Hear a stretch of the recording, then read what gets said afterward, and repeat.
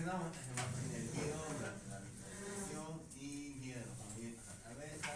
Es un órgano, vamos a tener una parte del cuerpo de sostén, como la columna cervical que está presentando, y por la masa muscular que le está rodeando. Tiene órganos importantes o elementos importantes que van a transcurrir, por ejemplo, las vías respiratorias, tiene lo que son el paquete vascular y nervioso, que va a transcurrir por la región del cuello para irse a la parte torácica y más abajo incluso abdominal. Entonces es muy importante la estructura de paso de estos elementos, sobre todo vasculo nervioso, ¿no?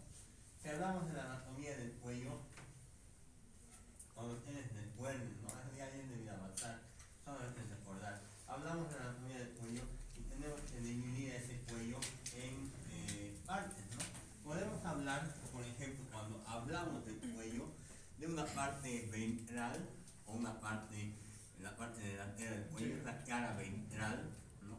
Tenemos una cara dorsal del cuello, tenemos caras laterales. Entonces, si queremos decir dónde está una lesión, estará en la cara ventral, o estará en la cara dorsal, o en la cara lateral izquierda o derecha del cuello. Es una forma topográfica macroscópica de definir una lesión o mencionar dónde está la lesión, pero al mismo tiempo podemos definir a través de ese músculo llamado esternocleidomastoideo, por eso se llama esternocleidomastoideo porque es su base del esternón en la clavícula y en la apófisis mastoides. Entonces ese músculo esternocleidomastoideo divide a la región lateral del cuello, incluso al cuello, en triángulos, ¿no?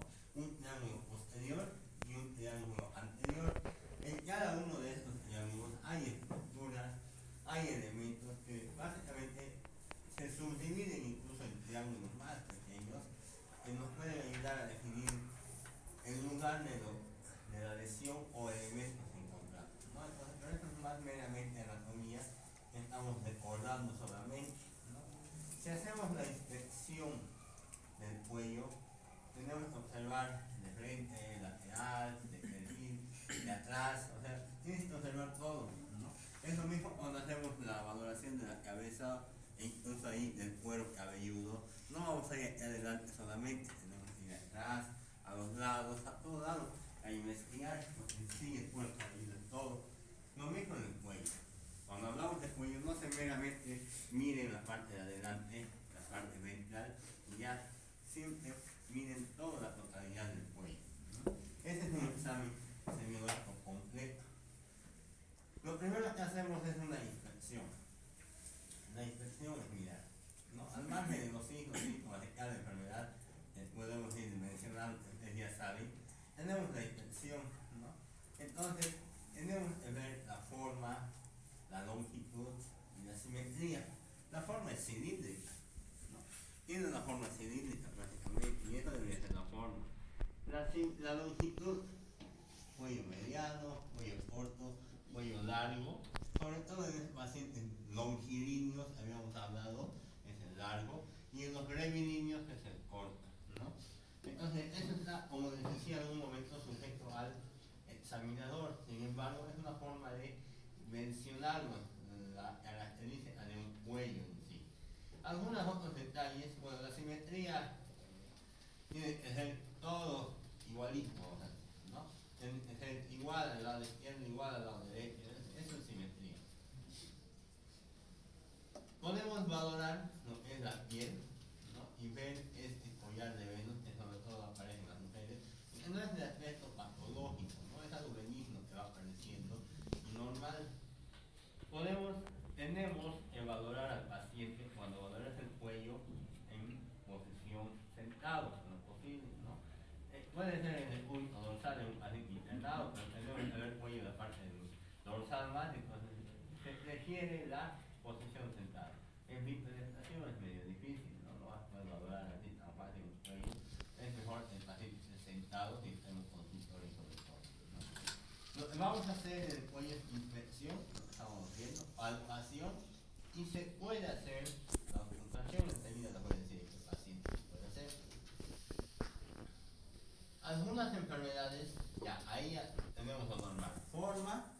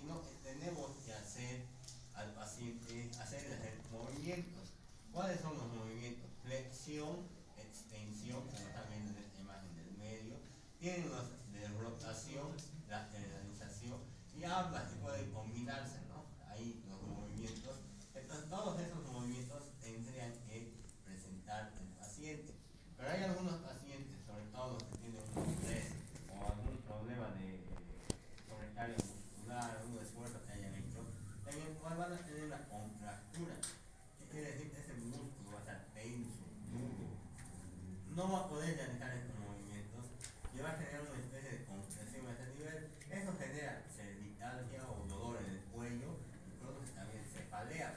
Entonces, hay que ver esos detalles, ¿no? Palpar la parte muscular de lo que es el cuello. Ustedes ya por fisiología o por anatomía mismo han debido determinar cuáles son los músculos, todos los músculos que hay en el cuello, ¿no? Tengan cuidado porque si tienen un paciente que ha sufrido un accidente, un trauma y está afectada la lesión de la cabeza, por ende tengo el mismo cuello o el tórax, tengo que suponer que igual está afectado el cuello, ¿no? Entonces, hasta no comprobar con una radiografía como están viendo aquí, no puedo movilizar al paciente, ¿no? Había alguna vez un paciente que ha tenido un accidente de tránsito, había una persona que decía ser médico y demás, decía, a ver, mueva el cuello, mueva, vamos a ver si está bien. No se hace eso en los accidentes, ¿no? No se hace eso en los traumas. Pueden lastimar, puede ser que el paciente tenga lesiones así, fracturas de este tipo, y lo que ustedes van a hacer es seccionar prácticamente la medio del paciente y ya no va a sentir. Intentar, así como esto, el tronco encefálico y el paciente se va a morir, ¿no? Entonces, tengan cuidado porque no a todos se les solicita movilizar el cuello, ¿no? Entonces, eso acuérdense, la movilidad del cuello está contraindicada en un paciente con presunto traumatismo cervical. Cuando se habla de un trauma cráneoencefálico, tienen que suponer igual que tiene un traumatismo cervical, o sea, de la parte de la región de la columna. Entonces, en estos pacientes no los movilicen, no los hagan nada, ¿no? Hay alteraciones en la simetría. ¿En qué enfermedades va a haber eso? En los pacientes que tengan bocio, por ejemplo, ¿no? Recuerden que en la región del cuello está la tiroides. Esa tiroides puede crecer, degenerarse, aumentar el tamaño y convertirse en lo que es un bocio. Adenopatías que sean de gran tamaño, ganglios de gran tamaño, igual pueden generar lo que son asimetrías. Ese es un cuello asimétrico, ¿no? Hay una masa en la cara ventral y la cara lateral derecho del cuello de un tamaño más o menos de 20 centímetros, póngale por 15. Entonces, esta es la forma dura, movilización, si duele, no duele, sujeto a planos profundos, todo lo mismo que hemos avanzado en cambios, igual les sirve para describir una masa, ¿no?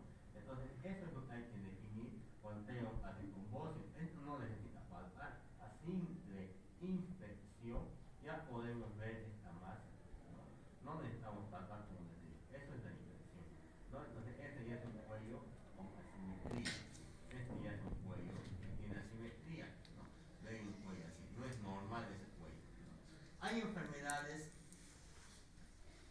por ejemplo, el fibroma quístico, ahí que se presenta en forma congénita en los bebés, fíjense cómo el cuello tiene una masa que está deformando y lo está volviendo asimétrico el tema. No solo es cuello y tórax, me parece que estaría tomando en cuenta, ¿no? Pero es una masa de región cervical, ese es un fibroma, ¿no?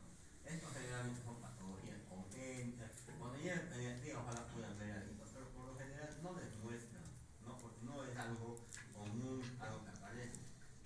Si ustedes lo ven, ahí sí va a ser bueno que alguna vez lo vean, pero nunca lo he visto, creo que los pediatras no tal vez lo ven, pero en medicina general no lo he visto igual, ¿no? Entonces eso puede ser por un vaso linfático que se haya degenerado y haya acumulado el líquido ya dentro, ¿no? Entonces ese es un fibroma quístico. Podemos ver asimetría y dificultad para movilizar el cuello en los pacientes que tengan tortícolis, donde haya una contractura intensa de los músculos del cuello y tenga que flexionar a la fuerza hacia un lado y no pueda movilizar. Esos pacientes puede ser por un movimiento brusco, puede ser por contracturas mismo de la musculatura del cuello que se vuelven duros, ¿no? Y es tanto así la dureza que no pueden ni mover y el dolor es importante, ¿no? El caso más grave que he tenido ha sido un niño de 14 años, ¿no? Donde me tocan en una guardia, como somos dos, medicina y cirugía, y era a las 3 de la mañana, viene el cirujano y le dije, no, hay un paciente para vos, es para que lo mandes a terapia intensiva, no es para quirúrgica, le he puesto oxígeno a la mirada, pues está desaturando a 70 y debe estar con un problema pulmonar importante, tal vez lo vas a intubar ahorita. Bajamos inmediatamente y vemos sí un paciente respirando superficialmente y con una saturación baja, ¿no? Ya lo habían monitorizado y todo eso y le habían puesto oxígeno. Pero en pulmones no había nada, no tenía el pulmón. Mi papá dice que solamente estaba trabajando durante la tarde, noche, se había ido a dormir y después ha venido a la consulta a las 3 de la mañana, se había levantado de golpe con dolor directamente, ¿no? Le dolía el pecho, le dolía el cuello, y esa característica de doler el cuello, les vemos al paciente, tratamos de moverle y era muy doloroso. No quería, no quería movilizarse para nada. Incluso la respiración le causaba movilización de los músculos del cuello y no podía mover, ¿no? Porque el dolor no hacía. Entonces lo que hacía él era respirar lo menos posible y lo más superficial posible, ¿no? Y al hacer esto, obviamente, empezaba a desaturar el paciente y no tenía ningún problema pulmonar, ¿no? Le había pedido nada. Le pusimos un relajante muscular, un diazepamcito ahí y con eso el paciente, más un analgésico obviamente, y a los 20 minutos así, ya estaba bien. El cirujano baja de una media hora, una hora, y ya la terminaba la terapia y digo, no, está bien, pero ¿cómo? Si yo le dije a su papá que tiene que ir a terapia, tiene que hacer esto, entonces yo le dije, no, parece no va a ser una contractura, otro tipo de intensa en la debilidad, eso no debe descompensar la parte respiratoria. Y le va a ver, no me creía, le va a ver y el muchacho ya estaba más tranquilo. Obviamente no podía movilizar todavía, pero ya estaba sin oxígeno, saturando bien, tranquilo, ya no estaba quejando del dolor. Entonces, una tortícolis puede ser un problema muy severo y puede condicionar a pensar que tienes un problema a nivel pulmonar, a nivel del cuello, una fractura, entonces pasa esta situación, ¿no? En el cuello también podemos ver estas imágenes que parecen como unas relojitas que se llaman acropodones, ¿no? Esto más sobrepeso, aquellos que no pueden bajar de peso, aquellos que tienen antecedentes de papás, mamás, hermanos diabéticos, aparece en los pacientes que tienen una resistencia a la insulina, ¿no? Una resistencia a la insulina. Recuerden que la insulina es aquella hormona que va a hacer en mi célula, ¿no? Que va a hacer que la glucosa pueda entrar a la célula, ¿no? A través de esa puertita va a ser como una especie de llave, vamos a decir, ¿no? Ahí. Va a ser como una especie de llave para que la insulina, ¿no? La insulina va a ser esa hormona que pueda hacer, para que la célula pueda usar la glucosa como energía. Pero muchas veces esta llavecita no puede abrir esa puerta para que la glucosa ingrese, ¿no? Entonces lo que hace el cuerpo es generar un poquito más de insulina, pensando que nos falta insulina. Entonces nuestro páncreas nos hace generar más insulina porque la célula manda señales al cerebro y dice, no hay glucosa en mi cuerpo, necesitamos insulina. Señales al cerebro para qué? Para que uno pueda comer más incluso. Señales al cerebro para qué? Para que se libere más insulina. Entonces, cuando ustedes tienen este tipo de problema, ya con más insulina, entra nomás a la célula, pero está elevada la insulina. En la resistencia de insulina aparecen estos en las axilas y la región cervical del cuello, ¿no? Entonces, no siempre puede ser una infección, un virus, un papiloma, nada de eso. Puede ser simplemente por degeneración celular, por el tema de la resistencia a la insulina.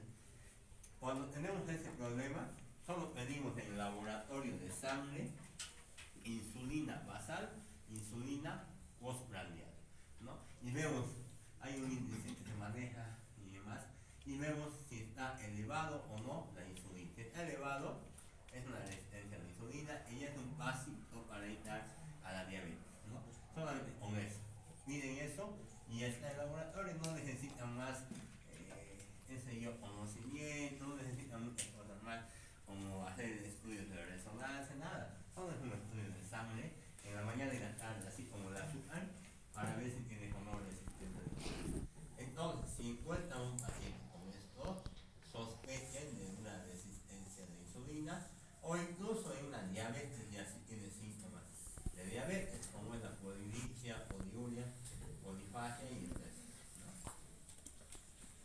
Vamos a la palpación, hay que hacer movimientos que ya habíamos dicho también en la palpación, habíamos hablado de la cortícolis.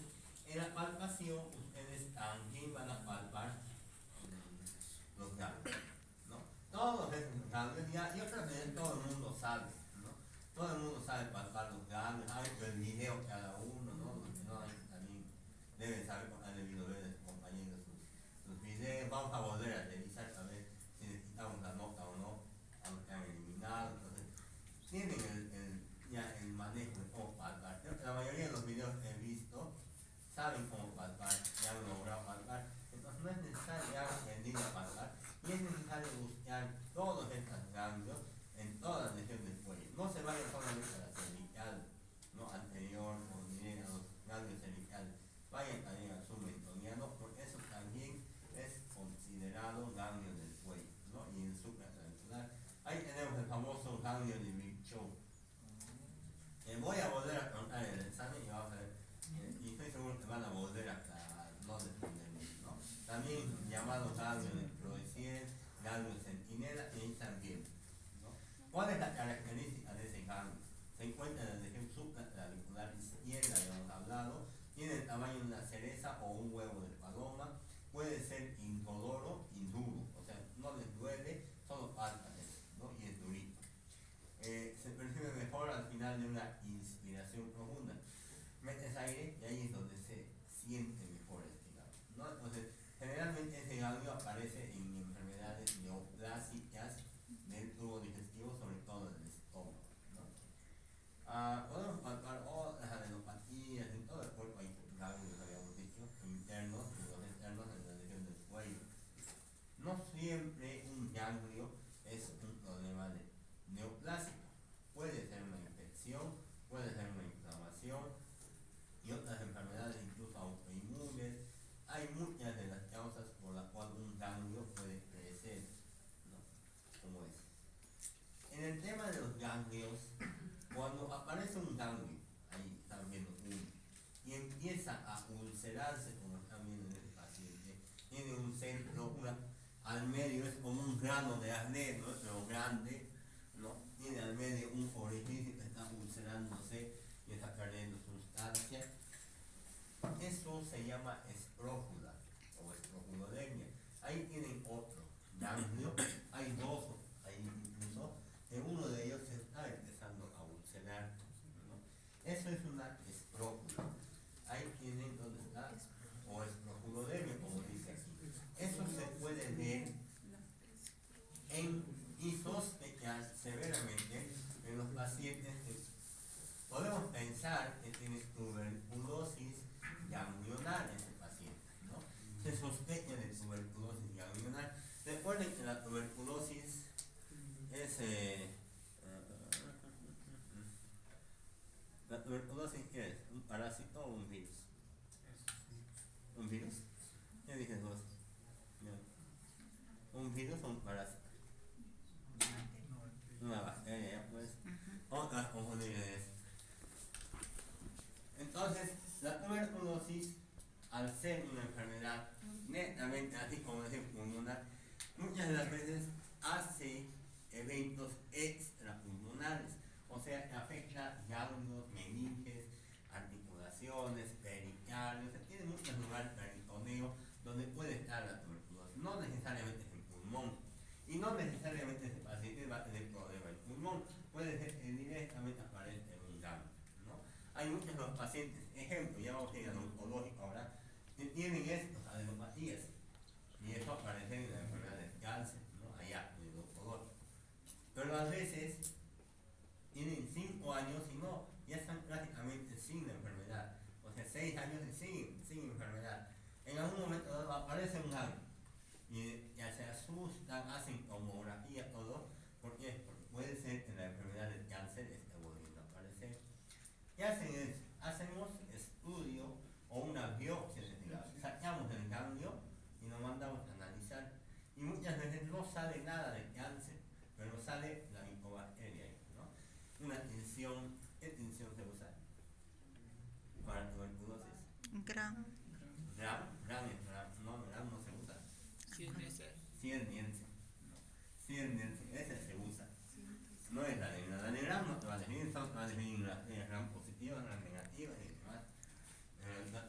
entonces el vacío tuberculoso con la tensión de 100 bien, ¿no? Se ven pequeñitos ahí, bastonaditos y demás. Entonces hacen eso. Pueden hacer lo que es un GeneXpert para ver el DNA de la tuberculosis. Pueden hacer y se hace un cultivo de tuberculosis para ver la resistencia en el antibiograma a los antibióticos tradicionales de la tuberculosis. Entonces ese paciente tiene una escrófula, gran sospecha de tuberculosis. Cuando vean eso, seguramente además tiene fiebres, seguramente está perdiendo peso igual, ¿no? Y seguramente tiene hiporesia, no quiere comer, sin ganas, asténico, adinámico. Entonces eso puede presentarse en este tipo de pacientes, ¿no? ¿Cuál es el tratamiento para tuberculosis? No.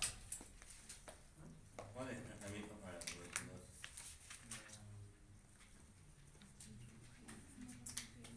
¿Qué le vas a dar? ¿Penicilina? Condori. ¿Dónde está Condori? Ah. ¿Cuál es el tratamiento?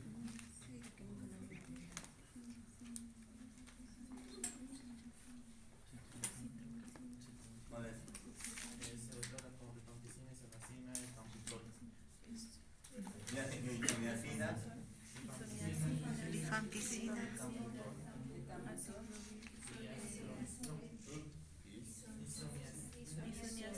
Rifampicina. Iracinamida. Ese es el tratamiento de primera línea, primera fase en una tuberculosis, ya sea cardinal o pulmonar, usan el tratamiento, ¿no? Ese tratamiento dura en total todo 2 meses, esto, y lo demás solamente estos 2 de arriba, 4 meses. En total será 6 meses de tratamiento, ¿no? 6 meses. En muchos de los pacientes es difícil porque es criterio médico. ¿Por qué? Porque cuando hablamos de una tuberculosis pulmonar, el paciente obviamente va a estar expectorando, tosiendo, va a ser un sintomático respiratorio. Vamos a hacer vaciloscopías y con eso se puede ir controlando la tuberculosis y se está remitiendo. Pero en este tipo de pacientes sacamos el ganglio muchas veces y damos el tratamiento y no hay un control. Entonces es más clínico, imaginológico el control. Porque en ese lugar no vamos a sacar otro ganglio, no hay, no se saca. A veces solo es un ganglio que está presente así, como este, y nada más sacamos el ganglio, le damos tratamiento y no se puede controlar más, ¿no? A menos que aparezca otro ganglio afectándose, que muchas veces no aparece, ¿no? Entonces recuerden ese tratamiento porque eso siempre van a preguntar en todo lado, en neumología, en el internado, cuando en medicina interna, cuál es el tratamiento de tuberculosis, y no solo eso, ¿no? Su tarea entonces para la siguiente clase es dosis y los pesos de cada uno de estos medicamentos, ¿no? De esa primera línea, y de cuánto viene presentación. Me imagino que ya han llevado antibióticos en fármaco, entonces tienen que leer solamente ustedes, ¿no? Ya saben cómo actúa, no les voy a contar eso porque eso es el fármaco, ¿no? Pero les voy a contar dosis y los pesos y la presentación de cuánto viene. Hay el librito del Ministerio de Salud, una guía para el manejo de tuberculosis, no la guía para las reacciones adversas, hay una guía para otras cosas más, guía para el tratamiento de tuberculosis prácticamente. Entonces ahí pueden encontrar ese tratamiento, ¿no? Entonces a la siguiente clase voy a preguntar a 2 o 3 y eso voy a ir calificando también. Entonces esto es una escrófula.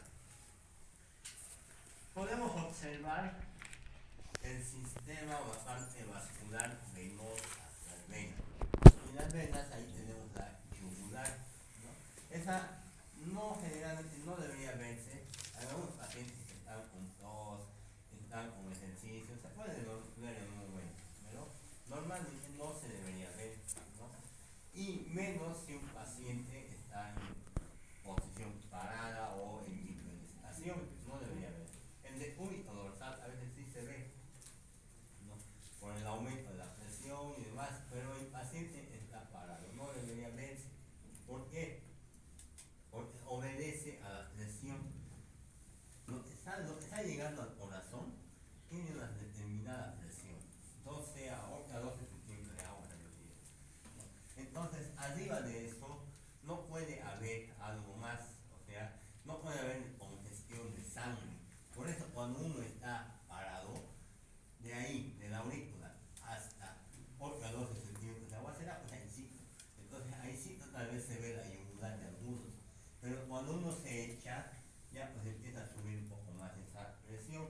Entonces ahí es donde se tiene que ver cómo se evalúa a un paciente en la incurgitación yugular, por ejemplo, en pacientes en depósito dorsal sin almohada. Voy a estar poniendo almohada ahí, ¿no? Ahí dice 30 centímetros y más, pero para ver la incurgitación yugular tendría que estar sin almohada. Esto es la incurgitación yugular, ¿no? ¿En qué enfermedades aparece? En insuficiencia cardíaca, en hipertensión venosa localizada, un síndrome de vena cava superior que ya hemos avanzado, ahí aparece una incurgitación yugular que estamos viendo aquí. Eso es la incurgitación yugular, ahí ven esa yugular extensa, grande, está ahí, ¿no? Afectándose y de otro paciente igual se ve ahí, ¿no? Como están viendo, eso es la yugular. Entonces, eso no debería verse, y eso se ve cuando hay congestión. ¿Qué quiere decir eso? Que en tu corazón algo está pasando, o en el mediastino algo está pasando, que no está dejando retornar la sangre. Recuerden que tienen su corazón ahí, tienen las aurículas, la aurícula derecha, a lo cual van a llegar la vena cava inferior y la vena cava superior, una confluencia ahí. Y de la superior tiene lo que es la yugular, ¿no? Entonces, llega ahí y tiene una determinada presión, o sea, un determinado stop, que hace que la sangre hasta ahí no se vaya acumulando para pasar, digamos, para pasar por este orificio de la válvula microspide. Entonces, tenemos ahí, pero si por ejemplo hay problemas valvulares o de insuficiencia del corazón y no puede mandar la sangre hacia abajo, más abajo, esta sangre se va a acumular, a eso se llama congestión. Es como una carretera donde todos los autos pueden pasar y se apelotonan todo, eso es una congestión vehicular. Lo mismo pasa con la sangre. Si no puede el corazón enviar la sangre hacia abajo, hacia las arterias, produce una congestión hacia atrás y esa congestión llega pues a las yugulares y por eso esa yugular se ve más gruesa, más dilatada. Eso es una incurgitación yugular y ahí están viendo la imagen, ¿no? ¿En qué pacientes habíamos dicho? Sobre todo con insuficiencia cardíaca, sobre todo, pero también en otras patologías, ¿no? Como el tema de la síndrome mediastínico o una obstrucción de la vena cava superior y demás. Entonces no se olviden de esa incurgitación. Además, ¿no? Una incurgitación yugular hay que clasificarla, si bien no está en el libro esa parte, ¿no? Una incurgitación yugular la podemos clasificar. Uno, primero, referimos a la gente, ahí vamos a ver. ¿Ven el esternocleidomastoideo? Sí. Este. ¿No ven? Vamos a ver un poquito más ahí. Ahora, ahí. Ahí está, ¿no? Sí. ¿Ven, no ven? Bien. La incurgitación yugular puede pasar, todavía no. Sino ¿dónde está? Ahí, ¿no? La incurgitación yugular hay que verla desde la clavícula. Si está ahí de la clavícula, es un grado 1. Si llega al borde posterior, o sea, ahí, del esternocleidomastoideo, es un grado 2. Si llega al borde anterior, ahí, exacto, del esternocleidomastoideo, es un grado 3. Y si llega al maxilar inferior, es un grado 4, o si pasa peor todavía, ¿no? Estos son los grados de incurgitación. Un grado 1 por lo general hay, ¿no? Pero un grado 2, 3, 4 no debería haber. Aquí tienen los demás mis faltas.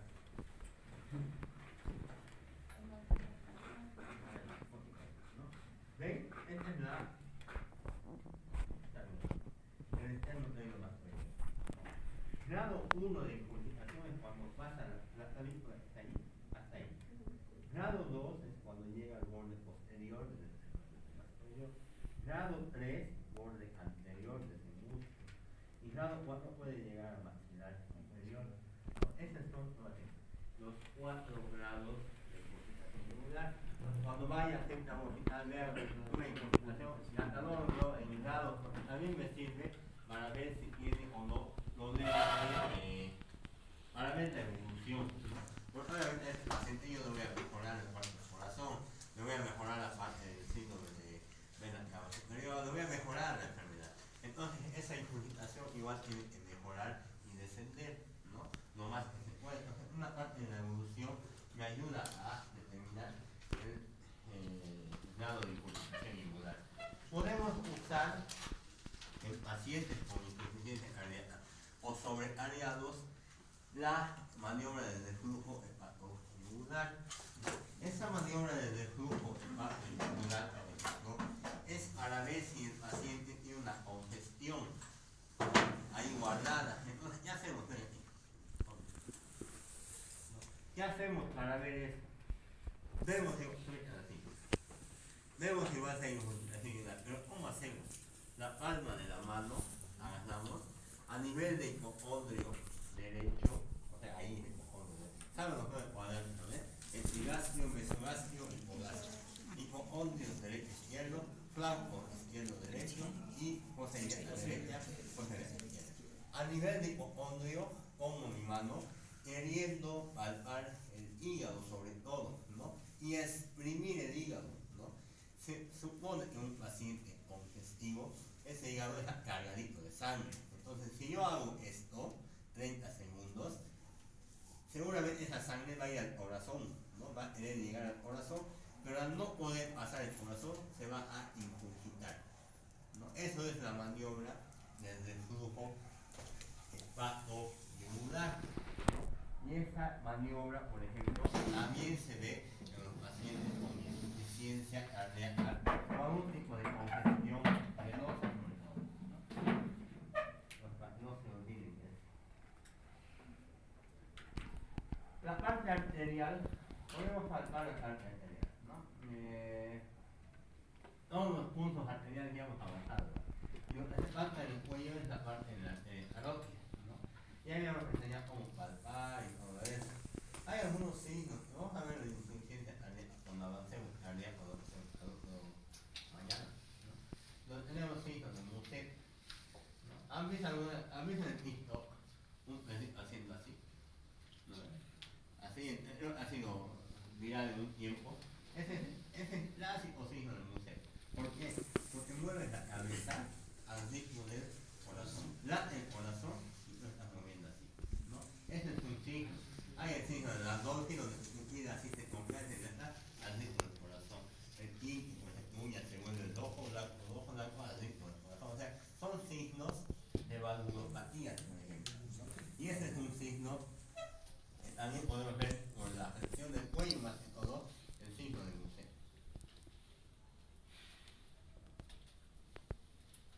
Caso clínico. ¿Qué opinan de eso? Ahorita. ¿Qué opinan de eso? Déjense dos fuertes, a ver. Ulpiano de 70 años consulta a la guardia. Fuerte, ahí no está bien. Mira, ya está, no está bien. Ulpiano de 70 años consulta a la guardia por dificultad en el habla e imposibilidad para mover el brazo derecho. El cuadro comenzó en forma súbita. Hace aproximadamente 2 horas. Ulpiano es tabaquista, tiene hipertensión arterial y diabetes mellitus. En el examen físico constata una afasia de expresión plegia, parálisis del miembro superior derecho y se ausculta un soplo carotidio izquierdo, hallazgo por el cual se decide no palpar el pulso carotidio. Respondan a esas preguntas. Hagan su nombre. Tiene 70 años y va a la emergencia porque tiene una paresia de su brazo derecho. Parece, ¿no? O sea, no puede mover. Hace así y se cae el brazo. No puede. Esta es una paresia, monoparesia braquial derecha, ¿no? Ese es el término más usado. Entonces tiene una monoparesia. Cuando un paciente tiene una paresia, lo primero que tiene que sospechar es que algo ha pasado esa región de la cabeza no le ha llegado oxígeno y por eso el brazo está no funcionando. Recuerden que la cabeza controla el cerebro, controla todo nuestro cuerpo, ¿no? Y en alguna parte así ha pasado. Lo primero hay que sospechar, siempre piensen en eso, ¿no? Un accidente cerebrovascular. Entonces cuando comenzó de forma súbita, así aparece, ¿no? Y aproximadamente hace 2 horas. ¿Tiene factores de riesgo para tener accidentes cerebrovasculares? Sí, fuma. Cuando fumas puedes formar trombos fácilmente en tu sangre y puedes formar placas de ateroma, ¿no? ¿Qué quiere decir placas de ateroma? Olvídense, esto es una vena. Ahora vamos, digamos, es una arteria. Vamos a ver como debería ser, ¿no? El trígono izquierdo, cargado de la aorta y demás. Tienes la arteria y claro que está yendo hacia arriba. Esa arteria en los pacientes fumadores, ¿qué más es? Tiene hipertensión, tiene diabetes, esa arteria se hace así como esta y se forma ahí una placa de grasa, de ateroma, ¿no? Verás en el examen que está poniendo placa de grasa o grasa en la carota, no se puede ver. Es una placa de ateroma. Y esta placa de ateroma, todos esos, fumar, diabetes, hipertensión, puede producir que esa placa de ateroma se forme ahí. Y no solamente eso, sino que un pedazo de esa placa se desprenda y vaya a la cabeza. Y como va a haber vasos más pequeñitos sanguíneos, se va a tapar y no le va a llevar oxígeno al cerebro, ¿no? En el examen físico hay una afasia. ¿Qué es una afasia? No puedes hablar o no puedes comprender. En este caso una afasia de expresión, no puede hablar. Le preguntas el nombre y termina a un lado, es como estaría perdido, pero no puede expresarse. Eso es una afasia, ¿no? Y no puede hablar muchas veces. Expresión. Lejía, parálisis, o sea, ya no hay parece, como yo les he dicho, hay plejía, monoplegía. La plejía es cuando ya no mueves nada, ni siquiera te digo, no puedes hacer ni así, nada, está muerto el brazo. Esa es una plejía, ¿no? ¿Entendieron? Lo derecho. Y en estos pacientes que tienen un accidente, sospecha de accidente cerebrovascular, le piden de entrada una tomografía, pero auscultas el corazón y le haces un electrocardiograma. ¿Por qué? Porque vamos a ver eso en cardiología. La fibrilación auricular es una arritmia, el corazón late como tonto, ¿no? Y muchas veces forma trombos, coágulos, trombos, vamos a decir, ahí, que están ahí, ¿no? Pero a veces un hito de eso sale por la arteria aorta y se va hacia adentro. Y eso produce el ACV, ¿no? El accidente cerebrovascular. Esa es una causa. Pero la otra causa es que tenga placa de ateroma. Y cuando tienes una placa de ateroma así, esa es una arteria aorta normal, puedes auscultar, ¿no? Puedes oír esos vasos carotídeos. Hay de ecografía también se pide para ya no estar oyendo, pero puedes oír con el fonendoscopio, auscultar. Y cuando tienes una placa de ateroma importante, por este lugarcito va a pasar la sangre. Y ese lugarcito es estrecho. Y cuando es estrecho, sopla, hace así, sopla, finito sopla, ¿no? Entonces ya no pasa la sangre como debería pasar, pasa con esfuerzo. Y eso produce un soplo. En muchos oídos expertos, decirle de mucho, ¿no? Porque ahí puedes sospechar una placa de ateroma, anticoagulas directas al paciente y demás. ¿Se logra escucharlo? Se logra oír, ¿no? Pero tienes que oír, o sea, tendrías que oír a todos los compañeros auscultar los vasos carotídeos para ver lo normal y luego cuando oigas un paciente, cuando digas, así está soplado. Porque si de entrada le tiras a uno, no vas a saber si es normal o qué ha pasado. Y dice, no se palpa el pulso carotídeo. ¿Por qué no se palpa? Porque si tú haces palpación, esa placa puede seguir desprendiéndose. O sea, puedes producir una mayor obstrucción en un vaso sanguíneo del cerebro. Y eso ya no solo va a ser su mano, va a ser todo su cuerpo, la mitad de su cuerpo, ¿no? Una hemiplegia prácticamente, ¿no? Entonces, el cuadro clínico presenta debe ser un accidente cerebrovascular. Y el de relevancia tiene el hallazgo del soplo carotídeo, que puede ser placas de ateroma, ¿no? ¿Y por qué el médico decidió no llevar a cabo el pulso carotídeo? Porque no pueden ¿Cuál es el tratamiento? Haces una tomografía. No hay nada en la tomografía en las primeras horas, no se ve nada. ¿No? Después de las 48 horas se ve la área isquémica. En la tomografía se pueden ver signos indirectos si eres muy minucioso, pero después no se ve nada. ¿Cuál es el tratamiento ahí? Anticoagulación, ¿no? Con heparina y puedes usar al mismo tiempo antiagregación, aspirina, topiloret, y puedes usar medicamentos que afectan los líquidos. En ese caso, las guías te dicen que uses atorvastatina, ¿no? En dosis diarias, atorvastatina, o sea, 80 miligramos puedes usar en una. Vienen de 10 miligramos, de 8 voy a tomar, a veces sí, los 8. Pero ¿qué pasa si el paciente no puede tomar? No puede tragar, no puede utilizar con compromiso. ¿Qué hacen? No hay ampollas. ¿Qué hacen? ¿Cuál? ¿Rectal la visión? Pone una sonda en la sonda, no puede. Y por ahí con la sonda lo mueven, lo diluyen, directo. Con mucho cuidado ponen la sonda. No puede deglutir. Si le dan a la fuerza y no puede tragar, no puede deglutir, se va a broncoaspirar por su culpa. ¿No? Entonces siempre cuiden la parte respiratoria de esa manera. Entonces ese es un caso clínico que nos ayuda a ver algo del cuellito en las arterias. Doctor, y en caso, digamos, para el ateroma, ¿se podría hacer un stent o operación con stent? Podrías intentar, pero por lo general el tratamiento es anticoagulación. ¿No? Eso se da cuando tienes mucha obstrucción y demás, hay o un bypass y todo eso con cirugía vascular, pero por lo general es una anticoagulación.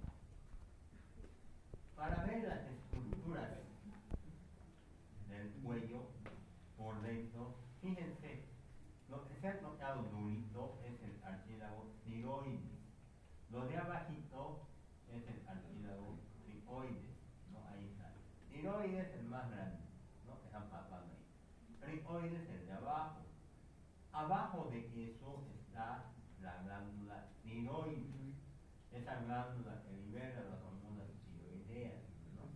Y arriba de la horquilla external, ahí cito, está la tráquea. La tráquea que se puede pasar como anillitos, son, ¿no? Eso es cartilaginoso, esa es la tráquea. Por ejemplo, si un paciente está ahogado, no puede respirar, está quemado, no puede respirar, tiene que hacer traqueostomía, ¿no? A veces meten un tubito permeable para por ahí puede respirar, no de las películas de eso, pero muchas veces dicen, facilito es, pero después no le tiran, no saben ni dónde ponerle, ¿no? Ni dónde hacer la traqueostomía. Entonces tienen que encontrar justo esta zona, no a la tirada de la glándula tiroides o a los cartílagos, sino, ¿no? O más arriba tal vez tienen que poner. Entonces ahí tienen que poner. Se puede evaluar la tráquea, se puede evaluar, porque muchas enfermedades, por ejemplo, masas tumorales y demás, pueden desviar los de la tráquea, ¿no? Y por lo general hacen solamente esta maniobra, ¿no?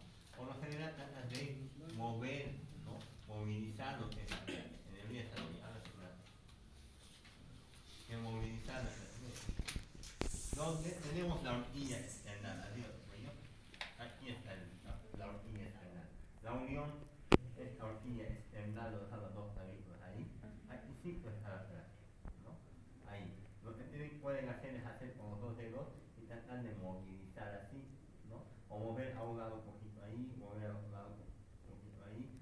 Tiene que ser movible y algunas veces se palpa los cartílagos, si hacemos bien la palpación.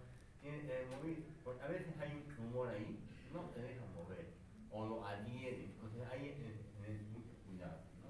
Esta es la evaluación de la tráquea, nada más, no hay mucho que hacer. Esta sí, la glándula tiroides, ¿no? Es una glándula importante que produce hormonas tiroideas y que ustedes para su examen van a leer el tema de hipertiroidismo y hipotiroidismo del libro. No solamente la terminología. En su libro de la gente hay hipertiroidismo y hipotiroidismo. Nos van a leer los dos. Van a leer, así avanzamos más. Eso va a ser las ¿cómo se llama? Volvemos a la estructura, ¿no? Cartílago tiroides, y aquí abajo las glándulas tiroides, ¿no? Como el tema del istmo, el lóbulo izquierdo, el lóbulo derecho, esa ya está en la anatomía del cuerpo. Eso tenemos en la glándula tiroides. Esta glándula es encargada de producir las hormonas tiroideas, ¿no? T3, T4. Esas hormonas nos ayudan en el metabolismo y el mecanismo de todo nuestro cuerpo. A nivel del corazón, si yo le tiro hormona tiroidea full, el corazón empieza a taquicardiar, ¿no? Taquicardia. A nivel del intestino, el intestino empieza con un peristaltismo, que el aumento de la hormona, hipertiroidismo se llama. La peristalsis va a ser aumentada, una diarrea va a tener, ¿no? En el tema de temperatura igual puede elevarse. En el tema de estado de conciencia en el cerebro, igual todo el tiempo va a estar hiperactivo, no vas a saber qué hacer, vas a poder metabolizar todos los alimentos, incluso las olas de oxígeno muerto, muy fácilmente. Entonces, todo se acelera cuando estas hormonas de la tiroides aumentan. Y todo se vuelve lento cuando no tiene hormonas tiroideas, ¿no? Entonces, esas son las funciones, así a grandes rasgos, porque ustedes van a leer después, de la hormona, de la glándula tiroides, ¿no? Esa es la glándula tiroides, vayamos viendo porque ahorita al cuando crece la glándula tiroidea, habíamos visto ya la anterior imagen, se llama el bocio, ¿no? Ya tiene un parámetro, un crecimiento del doble, un 100% de crecimiento. Generalmente es 20 gramos de peso o 40 kilos, ¿no? Entonces, cuando crece esa glándula tiroides, se llama un bocio. Ahí también. Esa es una glándula tiroidea normal, tiene un recinto, ahí tiene el bocio.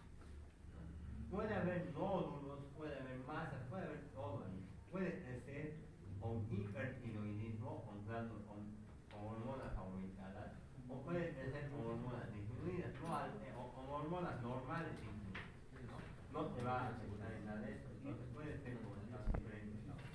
¿Qué vamos a valorar en esa glándula? La consistencia, la alta, la movilización, es movible, la sensibilidad no tiene el dolor y la presencia de diferentes. Esto es a la ocultación, pero mucho no va a hacer, ¿no? Hay enfermedades como esta enfermedad de Graves-Basedow, donde tiene elementos especiales y muy notorios. Vas a tener bocio, pero no solamente bocio, vas a tener un exoftalmo, los ojos están saliendo, ¿no? Como están denegando ahí. Y tienes en el laboratorio un hipertiroidismo, hormonas tiroideas aumentadas, ¿no? Ese es una enfermedad de Graves-Basedow, ¿no? Graves-Basedow se escribe así, ¿no? La característica es oftalmos, hipertiroidismo y el bocio, ¿no? También el paciente. Entonces, esa es una de las enfermedades que se altera esa glándula tiroides, ¿no? En muchos de los pacientes mencionan que hay que hacer la evaluación funcional, o sea, siempre a un paciente que tenga evaluar tiroides, pídale pues hormonas tiroideas en la sangre, ¿no? No les cuesta mucho, es en la mañana, es solamente una muestrita de sangre y nada más, ¿no?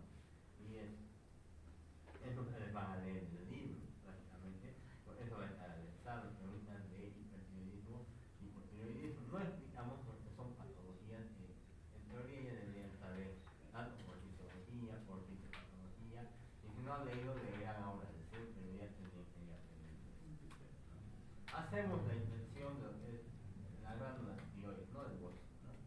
No el bocio. A la inspección, si hay bocio, puede haber desagrandamiento, asimetría y demás, ¿no? Y hacemos la palpación de la glándula tiroides. Para eso usamos maniobras. Una de ellas es esta maniobra de piel baño, ¿no? ¿Para qué? Para palpar lo que es la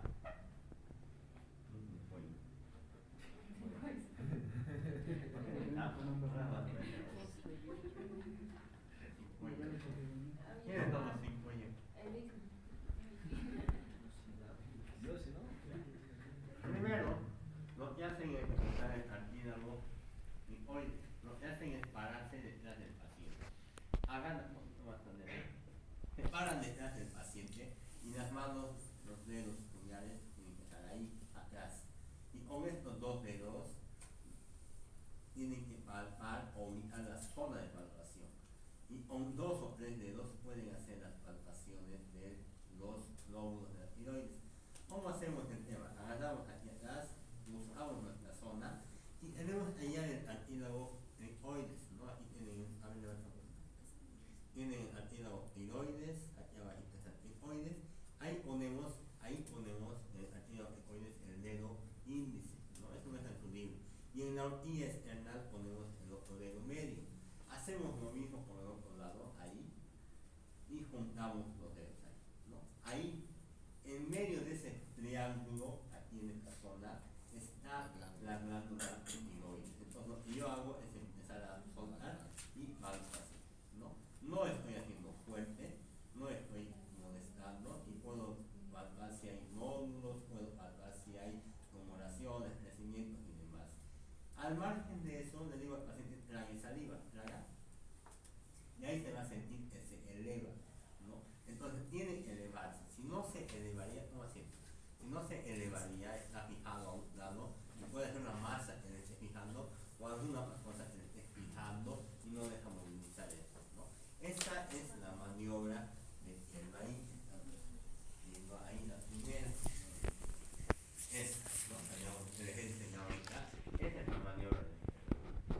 Segundo, tenemos las otras dos maniobras que han visto. Una la de Freire, ¿no? Que maneja los dos dedos, ¿no? Es toda una mano y maneja de esa manera. Con estos dos dedos.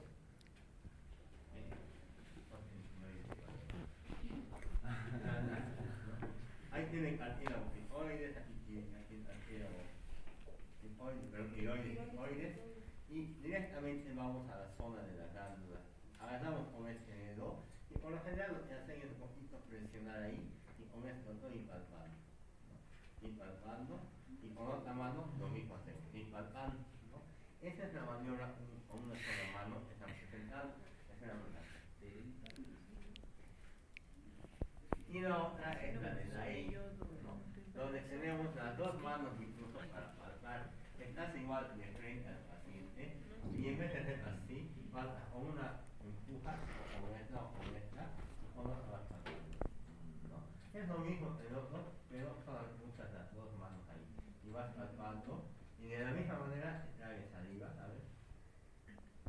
Ahí, aquí está la tiroides, no es muy abajo, ahí está, ¿no? Y puedes empujar un poquito y va a sobresalir, ¿no? Y sobresale un poquito atrás, te da más facilidad para palpar, ¿no? Entonces, esas son las 3 maniobras que tienen que aprender para palpar la tiroides, ¿no? Esas tienen que aprender ahora. Puede haber un bocio, y alguna de las situaciones del bocio es esta, ¿no? Grado 0 no tiene bocio, grado 1 es palpable la tiroides. Por lo general no se puede palpar tan fácil, ¿no? Y grado 1A, el bocio es palpable, pero no es visible el cuello en extensión.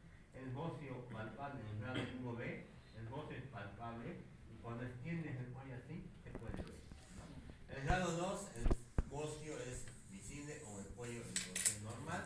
Y en 3, el bocio es demasiado grande y se ve a distancia incluso, ¿no? Esos son los grados.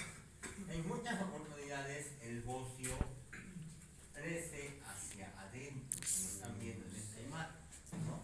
Ahí. Esa es la tiroides. No está hacia afuera, puede ser que tal vez sí, pero está creciendo hacia adentro, ¿no? Y no debería verse esta imagen ahí. Ahí tiene otra del cuello, ¿no? Este es el cuello y aquí está la tiroides creciendo. El paciente no puede respirar, después atraer saliva, disfagia, glucofagia y demás, ¿no? Entonces, eso se llama un bocio intratorácico, o sea, está dentro de la cavidad torácica creciendo. Ese es un bocio que se puede presentar en algunos pacientes. Ahí está la tomografía y se ve. Esto no debería ser así. Está creciendo hacia adentro, no hacia afuera. Hacia afuera parece no haber nada, pero hacia adentro sí. Muchos de los pacientes, algunos sospechas así por la imagen, sospechas porque dicen que se molesta. Y para esos pacientes tendrás que hacer la maniobra del marañón. La maniobra del marañón consiste en el paciente levante las manos. ¿Okay? Según ahí, levantando y extiende un poquito la cabeza, ¿no? Ahí. Esto genera que el paciente se vuelva rubicundo, se anote y no pueda respirar ni tragar saliva. ¿Por qué? Porque al hacer eso está comprimiendo la vía respiratoria del paciente vascular. Entonces se vuelve así y eso se llama signo de Feinberg. Es positivo en los bocios intratorácicos.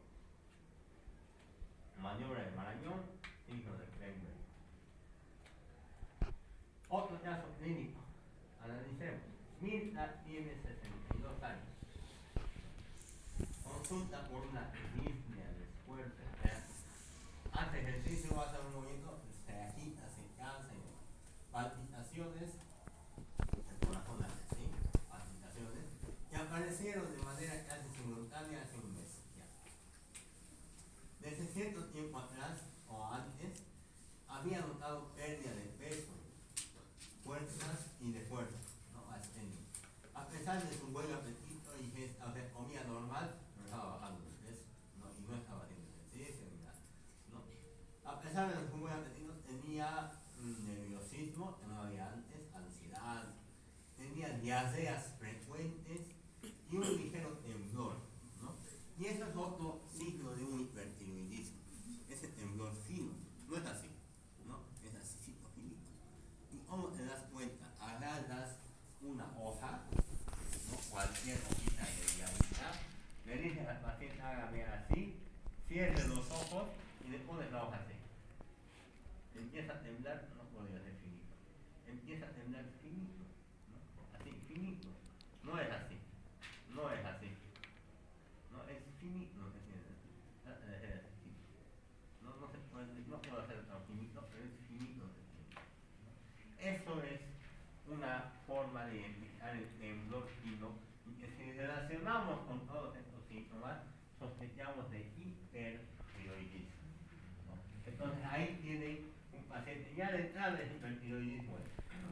En el examen físico, los latidos del cuello, viene vaina arterial, choque arterial fácilmente en el corazón, latido visible, palpable, una arritmia. ¿En quiénes se produce eso? En los hipertiroideos también, ¿no?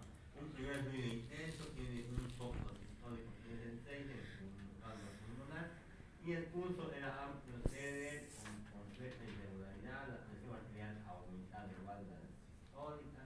Entonces, todo este caso clínico tiene una característica o tiene una dirección hacia un hipertiroidismo de entrada, ¿no? Entonces tienes que sospechar incluso que tengas un bocio ahí y que tengas un hipertiroidismo, ¿no?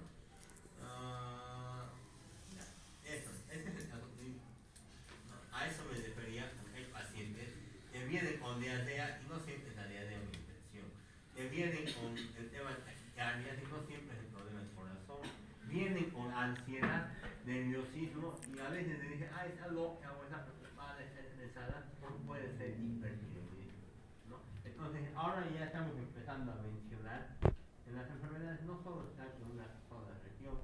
Una enfermedad del cuello, del tiroides, que ha afectado a todo el cuerpo, ¿no? Una enfermedad del corazón puede afectar al cerebro. Entonces, fíjense que ya tienen que empezar a relacionar las enfermedades y manejar síndromes o signos clínicos de diferentes enfermedades. Esto no, ya. Como despedida van a hacer la palpación aquí adelante y se van a ir el Bahín, la EI y Rey. No, por eso va a ser despertando. Maniobra de el Bahín. Quien quiere irse pasa adelante haciendo fila con su pareja. Acción esta maniobra de el Bahín.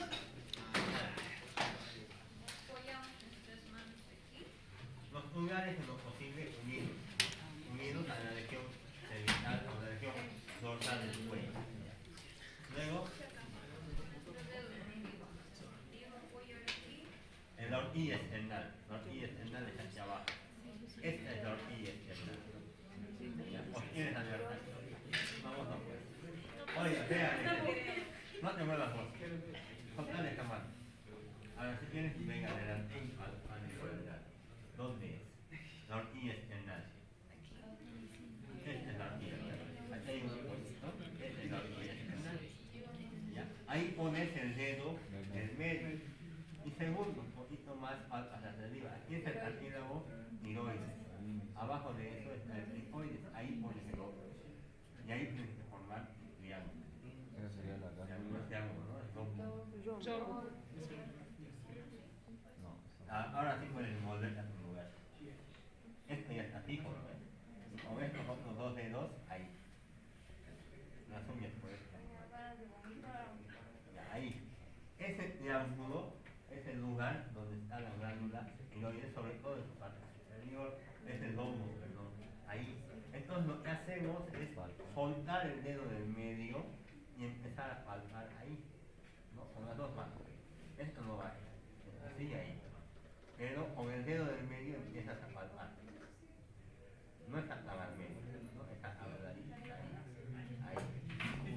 Y empiezas a palpar con movimientos circulares. Te puedes ayudar si ya estás bien embarazada con ese dedo.